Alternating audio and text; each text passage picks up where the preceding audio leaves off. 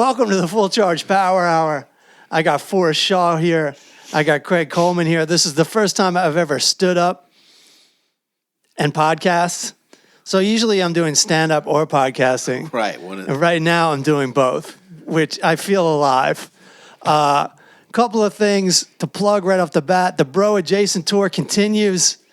I'm going to Brooklyn, Boston, Hartford, Connecticut, Charlotte, Gainesville, Florida, Palm Coast, Florida, Jacksonville, Florida. You know a thing or two about these places.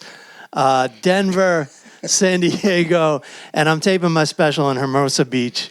Buy tickets now. It's not till November, but buy them now. Great to be here in the new studio with Forrest Shaw. Forrest. Trying to figure out the mic. Yeah, no, I know. I think you got it, though. You're working on a couple things, right? You wanted to, let's just get that out of the way up front. I mean, you taped an album recently. I did, yeah, a couple weeks ago. That'll be out. I don't know when this is coming out, but it might be out around the same time. This is coming out tomorrow, bro. Oh no, it won't be out. I won't be out tomorrow. I haven't shot the. I haven't done. I'm shooting the album cover next week, so it won't be out tomorrow. But yeah, it's called. It's. I don't want to say the name. It's called Live, Laugh, Love, which sounds stupid, but the album cover is me floating face down in a pool. Just okay, that. So that's that. It makes more sense. That makes it very comedic. Also, where the tone of the album is. It's not a Julia Roberts movie. Yeah, but I've been starting. Last time I was on here, I think I talked about doing this podcast, and then as things go, I'm going to start it, and but I am currently doing my new podcast called I've Got a Problem, and it's a podcast about addiction. It's a humorous podcast about addiction. I don't want to say funny because it is funny, but it seems weird to say it's a funny podcast about addiction. Sure, right. Humor sounds more respectful. Yeah, right. Yeah, but I've had all comedians on and one actor so far, so there's a lot of laughs there. But it's also sincere and it's not disrespectful to people with addictions or their addictions. But so far so good. It's like pretty. I've only had alcoholics on, even though I'm a gambling addict. Right. I guess they're all the same, right? It is. In the end, I mean, I just had drug addictions, but when you talk to other people's addictions, you're like, oh yeah, same rabbit hole. Yeah. Just dopamine release, all that kind of different. Just a different thing, just a different high you were on. Yeah, and it's the same coping mechanisms too, right? Sure. Like all the support groups are the same and stuff like that. Well, it depends. I mean, some people like the 12-step. That's the traditional thing. And some people are very adamant about how that should work, like to the point where you're not supposed to do press and radio. That's how you know it's an old rule. Right. It's like press and radio. It's like podcast is not listed on there, so it's a loophole. But let me assure you, this is not radio. Welcome to Tokyo Radio. This is World War II.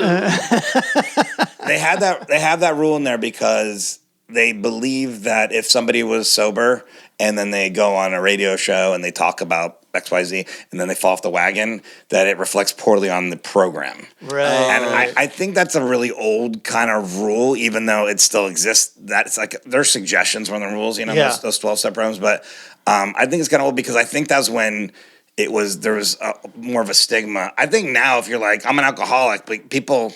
You can still function. So people aren't like, I'm not hiring you. Or it's like, no, people are like impressed that you quit. Yeah. So impressed that you're recovering. You have to say recovering alcoholic. Yeah. You can't be like, I'm a practicing alcoholic. Right. Yeah, well, depends where you're at. Yeah. That's true. I've heard my friend Brennan Tassif has a podcast called Ex Drinking Buddy, and he doesn't say, he calls it the super secret program. In other words, he doesn't say the two initials. I won't even say them. Right. But it's like... It's like when a comedian's like, "Oh, I was at a store the other day, and I'll just it rhymes with Schmalmart."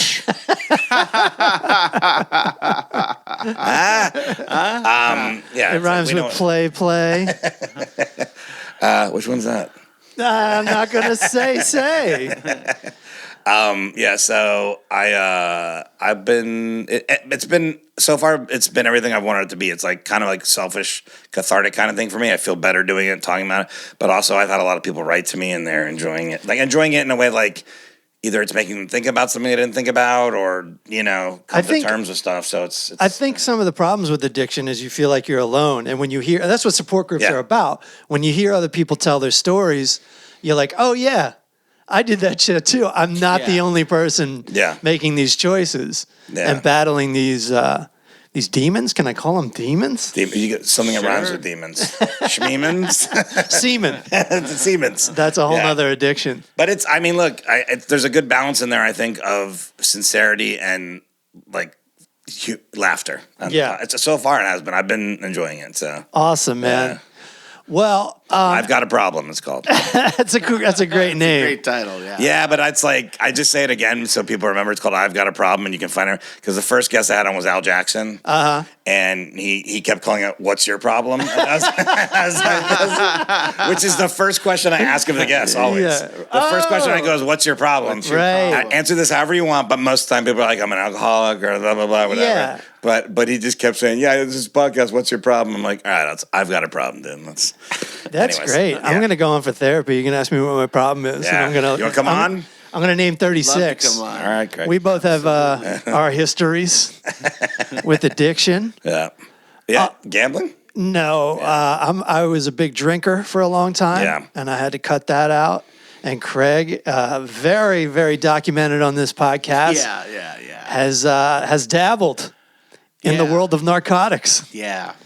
Even escaped Several. We've had a couple episodes. Are you okay talking about it? Oh, yeah. I'd love that. I talk about it on stage. Yeah, absolutely. I've only had alcoholics, and I'm like, can I get some other addicts, dude? Yeah. Let's get some druggies in here. Yeah, dude. mine was all meth and cocaine related. Yeah. Well, I'll talk to you about it later. We'll Sweet. love to have you on. Awesome. Gambling addicts don't. There's like two that'll be honest about it. Right. There's no one else apparently has a gambling problem in the world, even though it's on your phones. Yeah. And every time I go to a casino, I can see clearly people that have gambling problems. But Every time I go into a casino, shit is going off. Yeah. There are people climbing over top of each other to give away their money. Yeah. Like, it's insanity when you're at the Borgata on a Saturday night. Yeah. It's a fucking circus, man. And now phones. Yeah, I mean, It's like you don't have to leave the couch. That's got to be worse. it's Yeah. way worse. That's got to be way worse. ESPN has a gambling app. Yeah. And they they have segments now on their show about gambling to promote their gambling app. Yeah. Which is crazy. It's so normalized compared to other. For sure. Yeah. The things we have now with like the legal marijuana and the gambling on your phone. Yeah. And just pornography at the touch of a button. It just really is a crazy society that we just creeped into that we as children would be like, what? The future sounds amazing. There's I've seen the interviews with more than one mafia guy who said everything I went to prison for is now completely legal. Yeah. That's gotta hurt. Yeah. They're just like, I did like 15, 20 years for this crap. There's people still in jail in California for weed, Which right? doesn't make a lot of sense. I mean, let them go home at this point. Yeah. Yeah, I wonder why that. Yeah, they should go home unless it's a violent. Obviously there was violence involved or something. But I mean, sometimes it's like, oh, it was 20 pounds. That's something different, That's a right? little different than an ounce of weed. Yeah. But I remember a couple years ago, or maybe a year ago, Joe Biden did something where it said like weed criminals were going home. Sure. I don't know what happened to that. I didn't know any weed criminals that came home. Well, because a lot of times maybe those people were incarcerated for so long they got involved in shanking and other crimes while in prison. Yeah, you can't just go to prison and read a book. I mean, you can. Yeah. You can. You got to read the Bible and you better know it by heart. Right, that's what I mean. You've got to be a part of a group. Yeah. No matter what you do, you have to be part. This is just my basic understanding from watching movies. Right. or you become a lawyer. Right. Yeah, and help out the hardcore criminals. Or defend yourself. Yeah, like, but right. can you join the law school gang? I don't think so. I think you got to be part of a group and study to be a lawyer. I think it's because if you're so helpful for the other guys, they'll tell them, do not mess with this dude. Right. Leave him alone. But even if it's like your first day, like take me. Oh. Like I probably could be a lawyer if I spent the time and read the books, which sounds like a lot of work. So I'd say it's my first day. Do I say, hey, I'm a lawyer, I'm in college, you guys can't fuck with me? Right. No, Which- I hear you. It shows you how much of a criminal lawyers are, but like, Right. because there's no other occupation that people study to become in prison. Right. No one's studying to become like A doctor. a doctor or like Yeah. a biologist. Yeah. or, Biologist. That's awesome. Spent my time in prison getting my teaching license. I'm taking my civil service exam. I'm going to be a mailman when I get out of here. An architect. Ask me anything about mammals. So every time we have you on, we talk about Yacht Rock. Almost, at least a little bit. But I think the first 2 or 3 episodes just straight yacht rock. Straight Yacht Rock, Yeah. and but we need to reestablish, because I did reboot this podcast, and I took a lot of podcasts down because I just didn't want like things I was saying 10 years ago just available to the public. Like, God knows what I was saying, and I didn't feel like going through it, so I just kind of like left it on a website that's not available to the public. Got it. And so like I just want to reestablish that I'd say around like 2016 or maybe around like 2014, you and I were working in Brea, and you introduced me to the concept of yacht rock. Yeah. And we just played some yacht rock songs, and those songs were always, and we'll get into a definition in a second, but those songs were always kind of from my childhood, and I was very glad when Certainly. that movement was over, and I never went back to it. Right. But at that time, when you were kind of reintroducing it to me, I was like, this shit's all right, though. It is. This shit's all right, and this shit's kind of fun. It is. It is. And you know what? I'm into this again, especially when you go through and find out and then when you hear the backstory of these comedians that made these YouTube videos before YouTube, and they were just the ones that made it. They coined the term yacht rock. Yeah, this guy, I think his name is J.D. Riznar. And Steve Huey, they also interviewed in a new Yacht Rock documentary by The Ringer, Bill Simmons.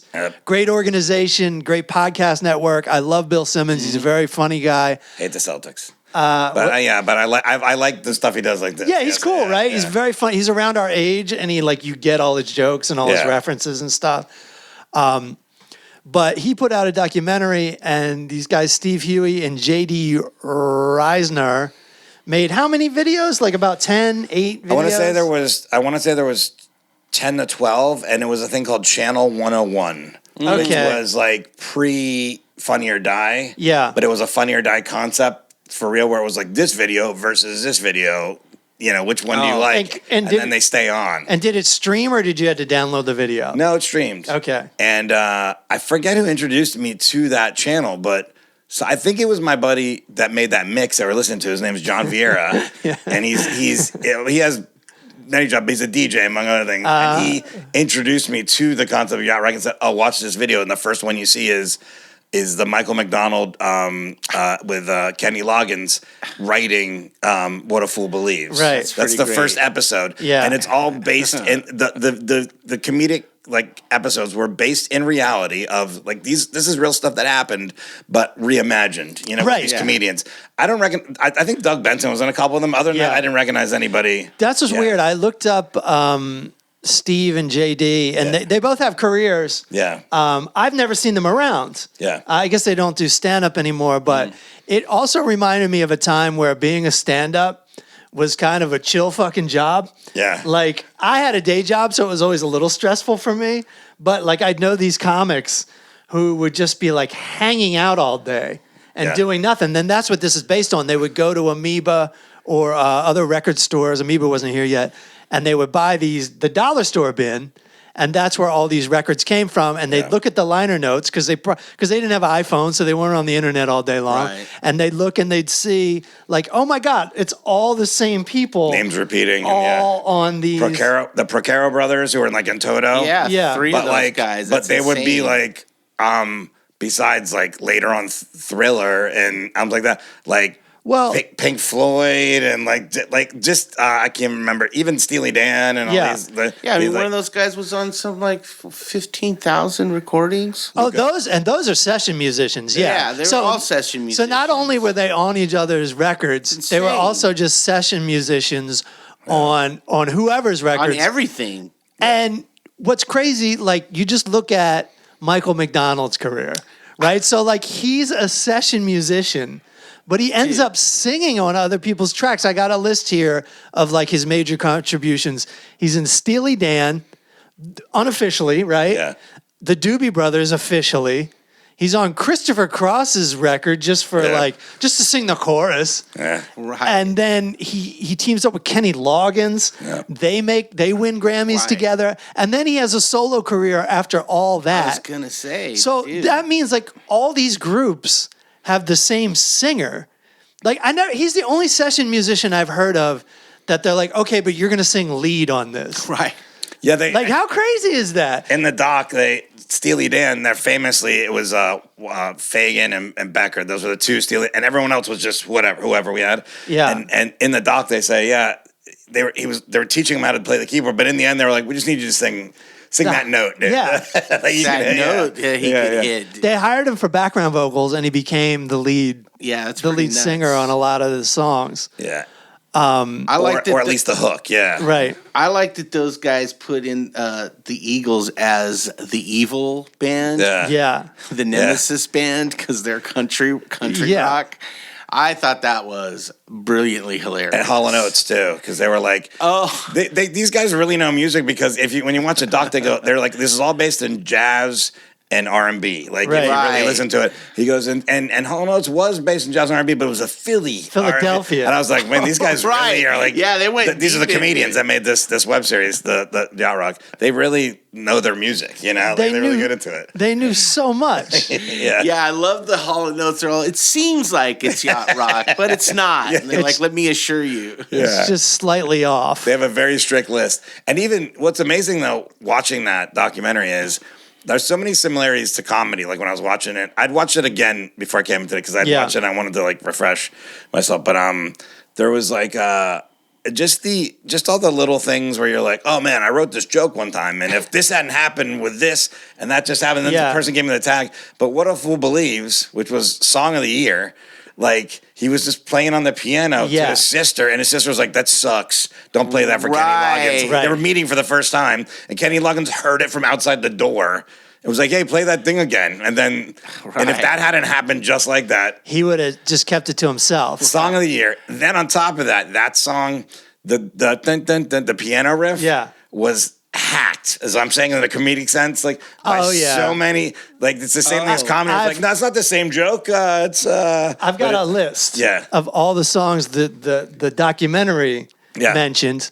You got "Steal Away" by Robbie Dupree, which is the biggest ripoff of them all. You can't even tell the songs apart. Why don't we steal a dun dun dun dun dun? It's the same piano. You can do that to all these songs. And this, I did my best with this. Some of this they just showed the album covers, but got "Rain or Shine" by Dave Rayner.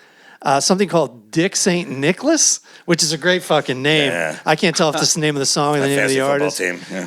Mr. Nice Guy by Ronnie Laws. He's So Shy by the Pointer Sisters. Some song by Nicolette Larson. Radio Dream by Roger Voudouris. A song by Marty Butler. Couldn't get the name. Lights in the World by Joe English. Country Again by Ronnie Mislap. And Hall & Oates' Kisses on My Lips. It's just the same riff, essentially. The Steal Away one at the beginning, there's a shot they do of a chart at one point, and What a Fool Believes is number 1, and Steal Away is like number 4. And it's like the same riff. I think they called it the Doobie Bounce, or that's what Questlove was calling it. Doobie Bounce. And it's like Doobie Bounce. And it's so funny because his sister was like, that sounds stupid, like circus music. And it's like, beat it. Yeah. You don't even know music. I'm Get out of it. never asking your opinion again. The thing about Michael McDonald, though, is he has so many bands, though, he could have just showed it to somebody else. Seriously. That's true. Somebody was. We need a song. How about this? I like that the second time they get together, they make another hit. Oh, yeah, Throwaway. But then, when you go down the Kenny Loggins list, I mean, like, he did the soundtrack to almost every goddamn movie. Yeah. And Top Gun. But that was his Forget pivot. it. That was his pivot later. That was his pivot. right? That But was yeah, his 80s pivot. Yeah, but they did say that, like, yeah, we got to make another song. Like, let's just get it out of the way. And they did "This Is It," which was another. on. They won another Grammy. Another for it. monster Right. They're like, song. we're just gonna dude. This is it. As soon as I heard it, I go, oh, this jam too. Fuck. They won a Grammy though. That was like Yeah, a throwaway that's song. pretty Like, crazy, Which dude. it was so old too. Those songs. I love the Grammys now are so specified. Where it's like best country in R&B. Blah, blah, blah. That it was just best song back Right. then. Is that what it was? Just best That's what song? the article was on. On the doc. That's what it said. That's Best pretty song, great. Yeah. song of the year. That's it. Wow, that's Which insane. makes it harder, honestly. But I would think. but the that was the thing too. Was the other thing that I took from it was just how little execs know. Again, all these parallels to comedy. Yeah. Because you're just like, you're talking about like managers, agents, stuff. It's like, we know what's going on. They just wait for something to fall in their lap, Yeah, And dude. Christopher Cross, the same thing. He like showed the demo. They tried to get him the demo. Yeah. And they're like, we don't This want any sucks. of this shit. This is Well, that's what's so funny about those people with those jobs is they have to feel like they're doing something. Yeah. They don't really do anything except for call people. Right. But they want to be like, I came up with this idea. Without me, Right. Christopher Cross is nothing. Yeah. It's just such a weird thing. Sure, Bill right. Burr talks about it in meetings. It's like you have a meeting, like a show business meeting about a TV show or something, and then there's always like everyone has to talk. So everyone Right. has to have an idea. Yes. And a lot of those ideas are going to be shitty just because it's like, what if we tried this? Yeah. And I love they always go, bad idea, bad version. SpaghettiOs. You know what I mean? They always give you like they don't never have a good idea for you. Yeah. They always have like a bad idea. Yeah, or they say it and then shit on it. They're like, blah, blah, blah, blah. Not that, but like a good version of that. You're just like, Okay. so nothing. Okay. Yeah, nothing. So, So- yeah, you should have just kept your mouth shut. A perfect example of that is Joan Jett's and the Blackhearts. That first Yeah. record she put out, nobody wanted it. Oh, really? They shopped it everywhere. She'd already recorded it. She already paid for it, and nobody wanted it. Absolutely, everybody turned it down. And I think her drummer or her guitarist, one of the two, was just like, "Well, just put it out yourself." Yeah. And back then, that's crazy. That's spending some money. She's like, I'm already out all this money, and then she made the video, and forget it. That's It's what like she did? She made the hit, video? hit. Like she still owns all that. Oh, wow. Henry Rollins interviewed her, and he talked. That was the first thing he brought up. He's like, you're one of the only people that still owns all their stuff. That's cool. Right, because people sell their stuff now. Well, you don't have a choice. Yeah. You sign with Warner Brothers; they own it forever, Yeah, but also people have owned it and be like, I'm selling it and then back. they sell it. Because there's no record sales anymore. Sure. So they just sell it back. Right. Well, David Bowie, right? He's, he was dying of cancer, but yeah, when people get older, like the Hall & Oates guys, they're in a lawsuit right now because one of them already sold his half of all their catalog, and the other guy wanted to sell his half. He goes, "You can't do that," and it's just like, "Well, you already did." Yeah, I think it's Oates. It didn't sell. Yeah, right. Daryl Hall's had some sort of a career since then. He had like a web series, Daryl's House. Yeah. Right. That was good. I don't think Oates has been doing shit. I don't think he so. was like, you. So did Yeah. Oates sell? No, I think Daryl Hall sold. And Right. Oates kept it? That's Yeah. great. I Yeah. love that because people I think always that's what it is. people Yeah. always shit on Oates, but he clearly did something. Now They didn't just give him all that money for nothing. is Oates the one with the curly hair? The Yeah, the dark mustache. hair. And Yeah. okay, Baba All right. Booey. Yeah, I think I have it Howard right. Stern. I'm not positive, but I saw an article and I I remember, think that's right. and it was one of those articles where his face was more prominent. Oates was like up here. Yeah. and it was like Oates is pissed. Yeah, yeah, and he is pissed, and he's suing the other guy. whatever his first name is. I don't even know his first name. I don't It's either. John Oates. No, it's Is not. it? Yes, it is. It's Is it? Daryl Hall and John Oates. That's simple. Johnny Oates. Johnny Oates? John real Ass. name. Hall and Ass. Yeah, the also in the doc, what was it? The other thing, the Ambrosia Yeah. was we used to Yeah. play that a lot when we did the. Ambrosia is kind of the sleeper hit of the Yacht Rock. They're not really in the main, Yeah. like interchangeable Voltron They have situation. 3 songs though. They have 3 songs That are Bangers. forget about that it. are just. Yeah, They compete with everything else that's going on in Yacht Rock. I have a playlist on my iPhone. I just call it cocaine. Yeah. And that's all shit like that. Right. And it's all that kind of music. Can you imagine just being in the prosperous. That's the one thing they didn't talk about. I looked at my wife and go, you know how much fucking cocaine was going on Oh my god! with these the guys? whole documentary.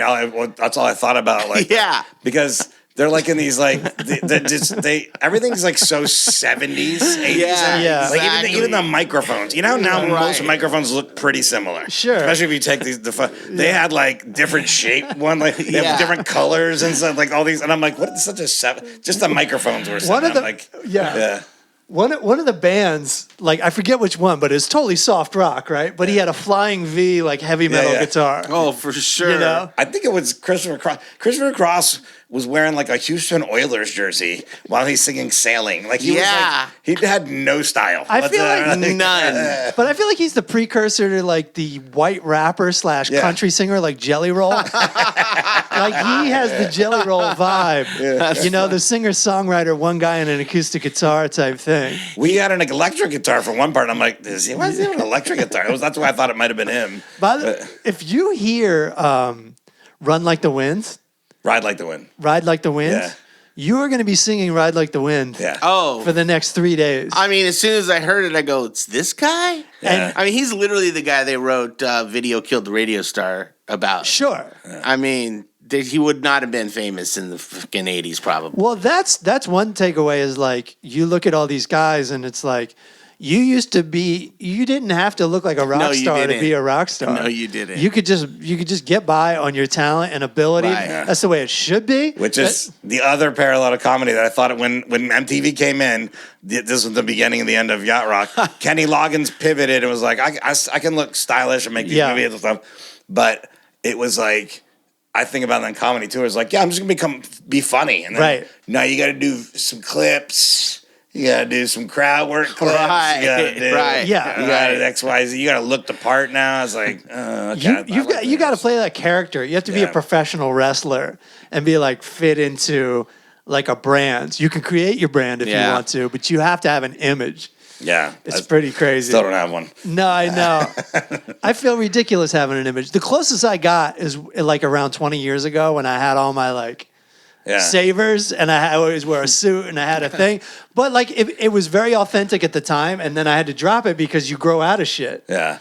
But I should have milked it. I should have like 100 savers and just like always wear the suit and just work out, get a hairpiece and just be cool as fuck. Get a hairpiece.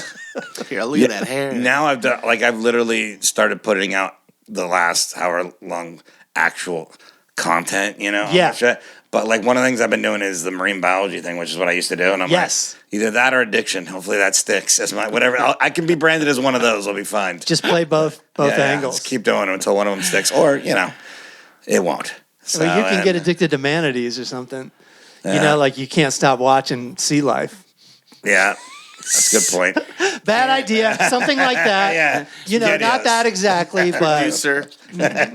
Like that, but something that would work. Like no, MTV was like their internet. It was like, here's this big thing that's going to change the way music is sold. yeah.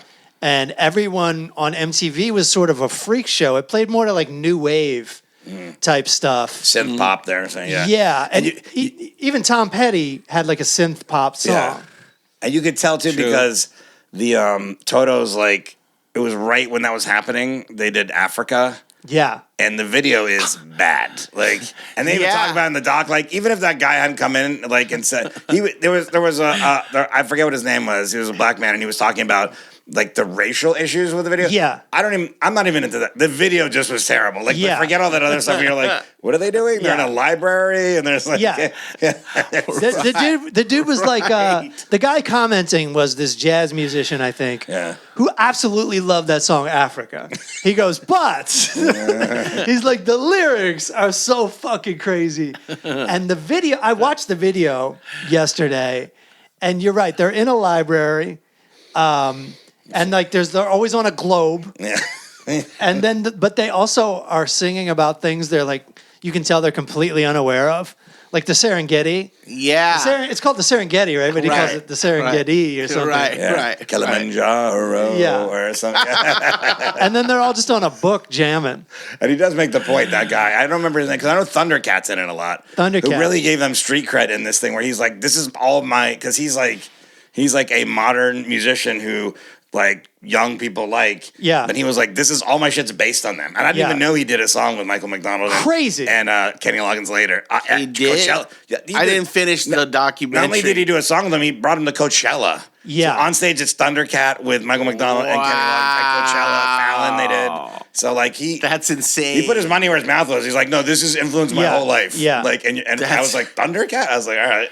Wow. But and he got those guys to go to Coachella. yeah, I don't think that part was hard. It was like, do you want to play They're the like, main stage? of course. Well, yeah, no, he put that out there in an interview. He was like, I would love to write with Michael McDonald and Kenny Loggins. And they were like, yeah, I think we got time. I think we'll come by someday, Thundercat. Wow. And they wrote the song together and they did it on like the Tonight Show and then they did it on Coachella. Yeah.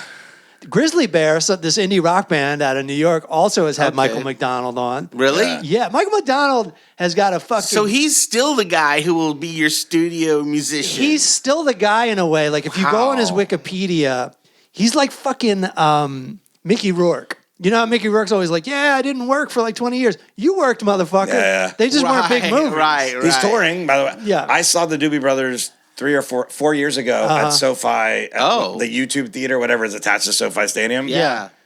Sold out. It was awesome, by the way. Yeah. How many of those guys are still around? Dude, it was The two main guys are still in there? Yeah, Baxter is his name, and the two main guys were in the lead front still. And I can't remember their names, okay. but one of the guys named something Baxter. He's in the Yacht Rock documentary. He's got the mustache and the long blonde hair. Yeah. And then both the two original front guys were up there. They probably had some other. By the way, two drummers. We don't need two drummers in any band. I don't know. That's not necessary. What's up with two drummers ever in a band? Like it's like just pick one. We don't That cuts everybody's pay by like 7%. Like, Yeah. yeah, In can a we get rid of Baghdad Mike? I mean, Grateful Dead, any of these bands with two drummers, Yeah, not I was necessary. You gonna can have a say. percussionist and a drummer, sure, guy that's gonna hit some chimes and shit, but not two straight drummers. It's like stupid. Those are two bands that are just like, we can't cut Jeff. We can't cut him. Right. We like him too much. We can't cut Gary either.